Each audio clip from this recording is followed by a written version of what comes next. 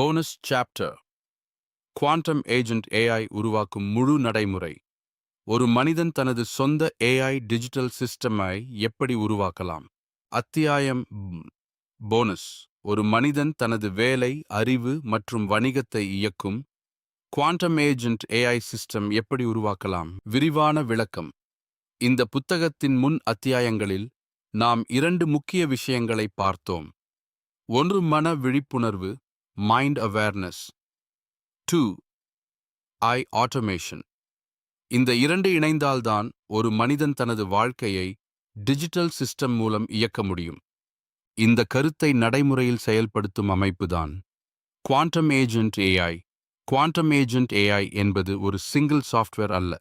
இது பல ஏஐ கருவிகள், ஆட்டோமேஷன் சிஸ்டம்ஸ், டிஜிட்டல் ஒர்க்ஃப்ளோஸ், இவற்றை ஒருங்கிணைக்கும் ஒரு தனிப்பட்ட AI ecosystem.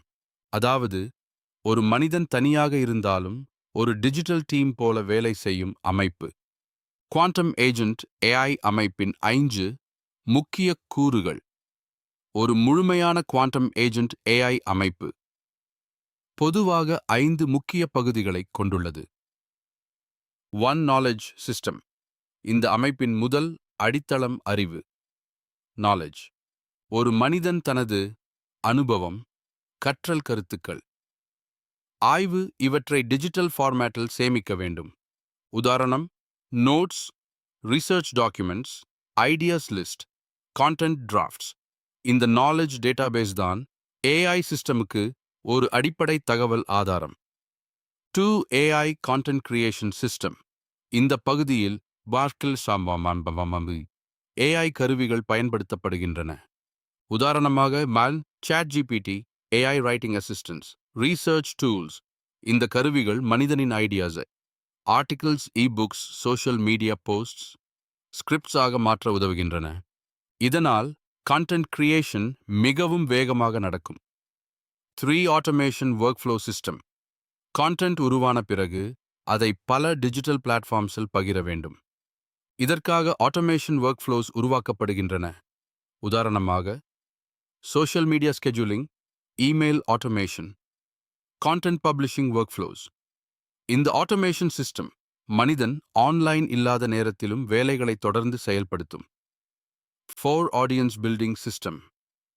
Quantum agent AI அமைப்பின் முக்கிய நோக்கம் ஒரு ஆடியன்ஸ் மற்றும் கம்யூனிட்டி உருவாக்குவது. கண்டென்ட் மூலம் மக்கள் உங்கள் கருத்துக்களை அறிகிறார்கள். அந்த மக்கள் உங்கள் ஆடியன்ஸாக மாறுகிறார்கள்.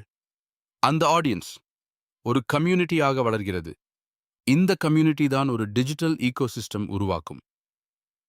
5 டிஜிட்டல் பிசினஸ் சிஸ்டம். ஒரு நாலேஜ் ஈகோசிஸ்டம் உருவான பிறகு அதை ஒரு டிஜிட்டல் பிசினஸ் ஆக மாற்றலாம். உதாரணமாக ebooks, online courses, consulting, digital memberships. இந்த ப்ராடக்ட்ஸ் மூலம் ஒரு மனிதன் தனது அறிவை ஒரு டிஜிட்டல் ஆசெட்டாக மாற்ற முடியும். Quantum agent AI workflow. எளிய மாதிரி. ஒரு குவாண்டம் ஏஜென்ட் ஏஐ ஒர்க்ஃப்ளோ பொதுவாக இப்படியாக இருக்கும். Idea, AI content creation, content publishing, audience, growth, community building, digital products. இந்த சைக்கிள் தொடர்ந்து நடந்தால் ஒரு மனிதன் தனது அறிவை டிஜிட்டல் சிஸ்டம் மூலம் வளர்த்துக் கொள்ள முடியும். செயல்முறை பட்டியல். Action plan.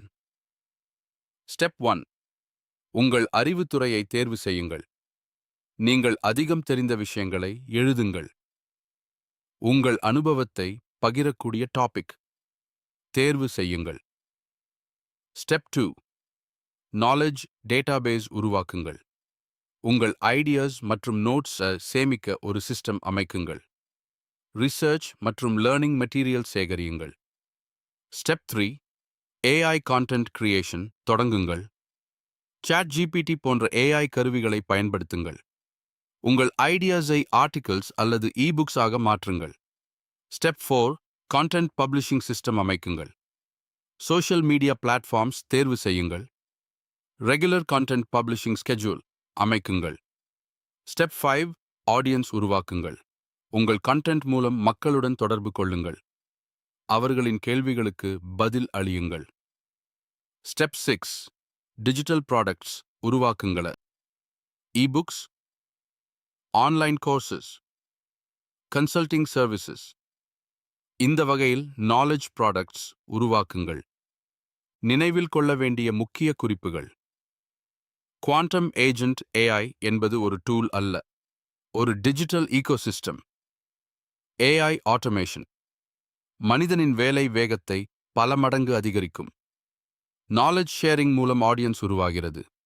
முக்கியமாக ஏஐ காலத்தில் வெற்றி பெறும் மனிதர்கள் கற்றுக்கொள்வார்கள், ஆட்டோமேஷன் பயன்படுத்துவார்கள், அறிவை பகிர்வார்கள். இந்த புத்தகத்தின் முக்கிய சுருக்கம். இந்த புத்தகத்தின் முழு பயணம் 3 முக்கிய கருத்துக்களை இணைக்கிறது. 1. மன விழிப்புணர்வு. மனதை புரிந்து கொள்ளாமல் வாழ்க்கையை மாற்ற முடியாது.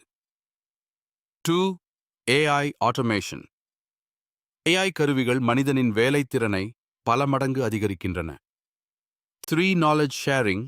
அறிவை பகிரும்போது தான் அதன் உண்மையான மதிப்பு உருவாகிறது. இறுதி நினைவு.